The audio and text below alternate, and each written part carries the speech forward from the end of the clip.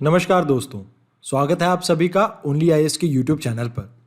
आज हम बात करने वाले हैं ट्रॉपिकल साइक्लोन्स के बारे में जो रिसेंटली न्यूज में रहे हैं ड्यू टू साइक्लोन रे। इस साइक्लोन ने फिलीपींस के सदर्न और सेंट्रल पार्ट को इंपैक्ट किया है, जहां पे इसने बहुत सारी लाइफ और प्रॉपर्टी को डिस्ट्रॉय किया है। ये एक सुपर साइक्लोन है, या आप ये भी कह सकते हैं इस एरिया में इन साइक्लोन को टाइफून्स कहते हैं, तो ये एक सुपर टाइफून है। इस टॉपिक को शुरू करने से पहले आइए देखते हैं कि क्यों ये टॉपिक यूपीएससी के लिए इंपॉर्टेंट है। बात की जाए प्रीलिम्स की, तो यहां पे मैं आपके साथ कुछ क्वेश्चन शेयर कर रहा हूं जिसके उत्तर आप कमेंट बॉक्स में मेंशन कर सकते हैं।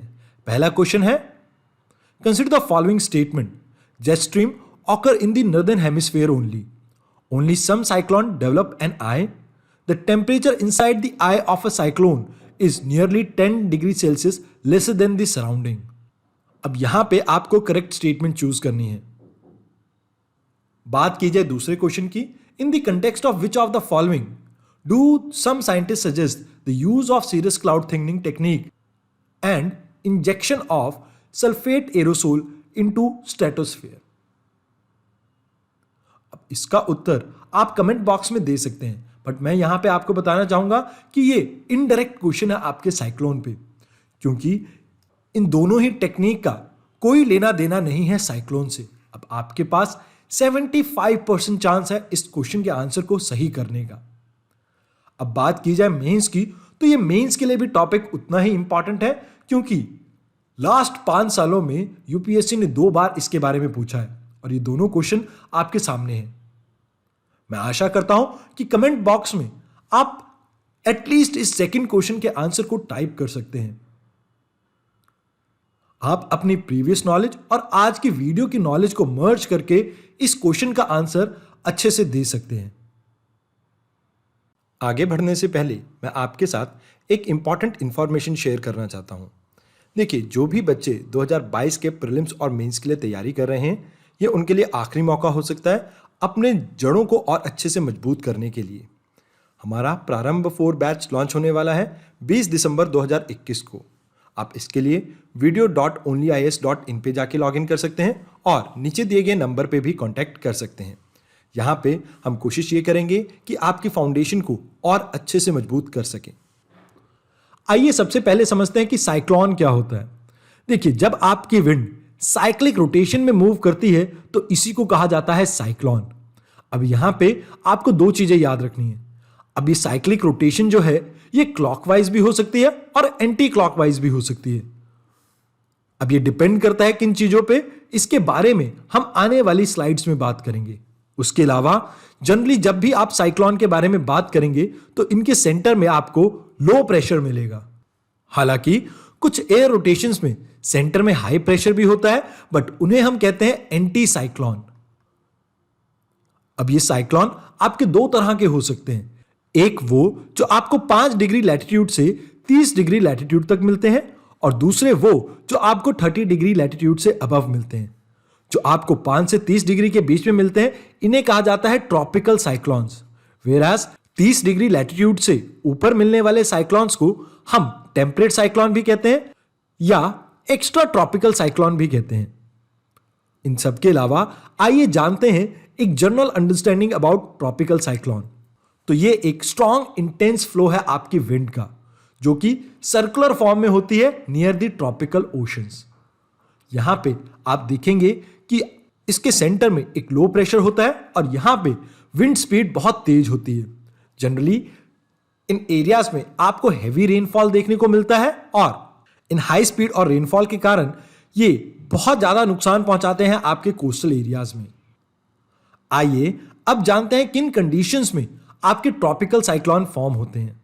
अगर बात की जाए, सबसे पहली कंडीशन है कि यहां पे जो लार्जर सी सरफेस टेम्परेचर है वो आपका 27 डिग्री सेल्सियस से ज्यादा होना चाहिए। अब यहां पे आपको एक चीज समझनी है कि ये जो आपके ट्रॉपिकल साइक्लोन होंगे ये कभी भी लैंड या टेरेस्ट्रियल पार्ट पे नहीं बनेंगे। इनके लिए आपको चाहिए कि कोई वाटर बॉडी जैसे कि ओशन या सी। उसके अलावा यहां पे आपको प्रेजेंस चाहिए क्रियोलिस फोर्स की, जिसके कारण आपकी एयर की साइक्लिक रोटेशन होती है। आइए समझते हैं कि क्रियोलिस फोर्स क्यों इंपॉर्टेंट है आपके ट्रॉपिकल साइक्लोन्स के लिए। मान लीजिए ये एक लो प्रेशर है। अब जैसा कि आपने ज्योग्राफी में पढ़ा होगा कि लो प्रेशर अट्रैक्ट करता है सभी हाई प्रेशर से विंड को। मान लीजिए ये इस तरह से कुछ विंड को अपनी तरफ खींच रहा है। अब क्योंकि अर्थ रोटेट कर रही है तो इसकी वजह से एक एपरेंट फोर्स लगेगी इस इनकमिंग एयर के ऊपर, जिसकी वजह से ये टुवर्ड्स राइट डाइवर्ट करेगा नॉर्दर्न हेमिस्फीयर में और टुवर्ड्स लेफ्ट डाइवर्ट करेगा आपके सदर्न हेमिस्फीयर में। अभी हम बात कर रहे हैं नॉर्दर्न हेमिस्फीयर की, तो ये कुछ इस तरह से डाइवर्ट होगा। अब इस पाथ को अगर आप फॉलो करेंगे तो ये कुछ इस तरह से आपको दिखेगा जैसे घड़ी के कांटे उल्टे घूम रहे हों। और इसी वजह से इन एरियाज में जो आपकी साइक्लोन की रोटेशन होगी वो एंटी क्लॉकवाइज होगी। वेराज बात कीजिए सदर्न हेमिस्फीयर की तो वहां पे इससे उल्टा देखने को मिलेगा, वहां पे आपकी जो रोटेशन होगी वो क्लॉकवाइज होगी। वापस चलते हैं अपने कॉन्सेप्ट पे।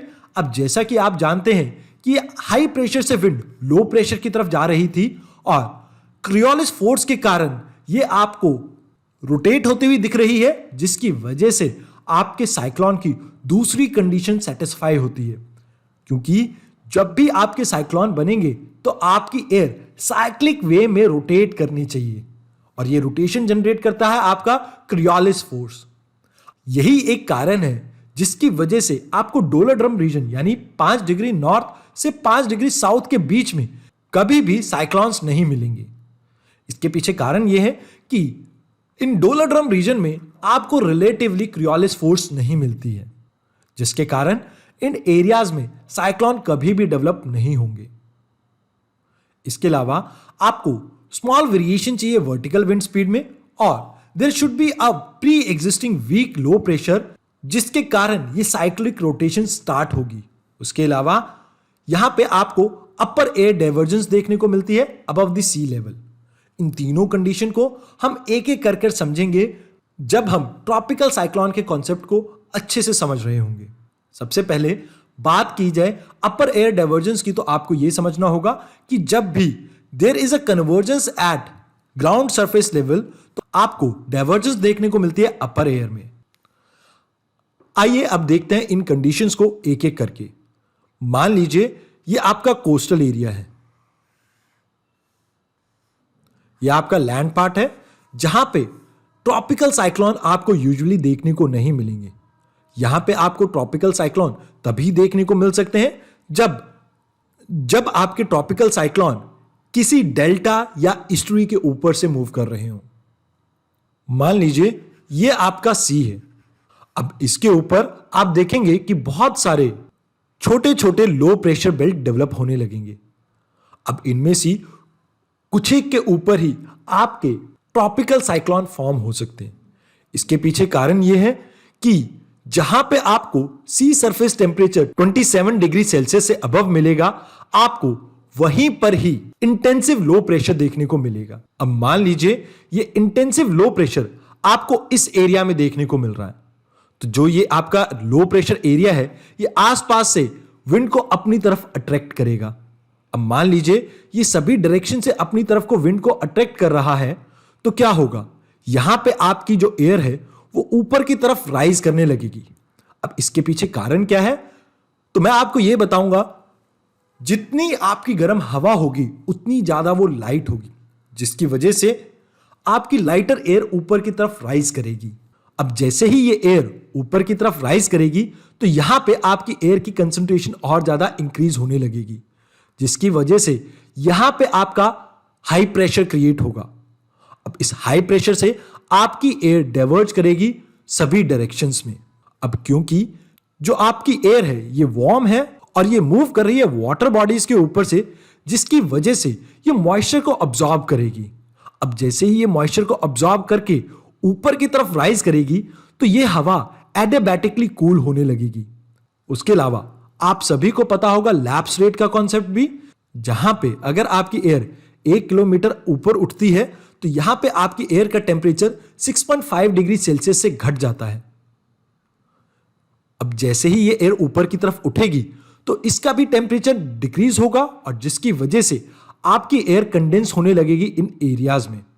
अब जैसे ही आपकी एयर कंडेंस होने लगेगी तो यहां से रिलीज होगी लेटेंट हीट ऑफ कंडेंसेशन, जिसकी वजह से आपके आसपास की एयर और ज्यादा गर्म होने लगेगी और यही कारण बनेगा जिसकी वजह से आपका जो लो प्रेशर है और ज्यादा इंटेंस होने लगेगा। और इस प्रोसेस के कंटिन्यूएशन के कारण ही आप देखेंगे कि इन एरिया में जो क्लाउड्स फॉर्म होंगे उनकी जो वर्टिकल हाइट है वो काफी बड़ी हो जाएगी और इन्हीं क्लाउड्स को कहा जाता है आपके क्यूमुलोनिम्बस क्लाउड। उसके अलावा यहां पर डाइवर्जेंस के कारण भी आपको बहुत सारे क्लाउड देखने को मिलेंगे और ये होंगे आपके सीरस क्लाउड। अब यहां से आपको अपने लास्ट के 3 पॉइंट तो अच्छे से क्लियर हो गए होंगे कि क्यों हमें प्री एग्जिस्टिंग लो प्रेशर चाहिए ताकि एयर आपकी कन्वर्ज कर सके। उसके बाद आपको हाई प्रेशर क्यों चाहिए अपर ट्रोपोस्फेयर में, और उसके अलावा small variation of vertical wind speed का भी कॉन्सेप्ट आपको समझ आ गया होगा, क्योंकि जितनी स्पीड की वेरिएशन होगी उतना ही ये साइक्लिक मोशन अधिक होगा और जिसकी वजह से ये जो आपका साइक्लोन है वो और ज्यादा स्ट्रांग होगा।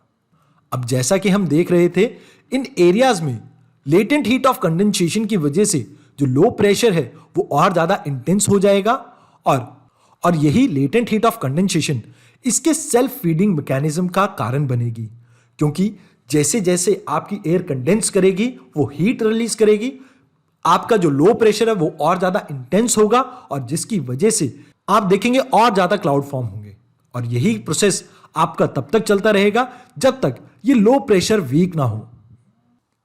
अब ये साइक्लोन आपका वीक तभी हो सकता है जब आपका साइक्लोन मूव करे मेनलैंड की तरफ, यानी लैंड पार्ट की तरफ, जहां पे इसकी मॉइस्चर सप्लाई डिक्रीज होगी और जिसकी वजह से आप ये देखेंगे कि ये साइक्लोन धीरे धीरे करके डेसिपेट हो जाएगा। अब यहां पे मैं आपको कुछ इंपॉर्टेंट चीजें बताना चाहूंगा।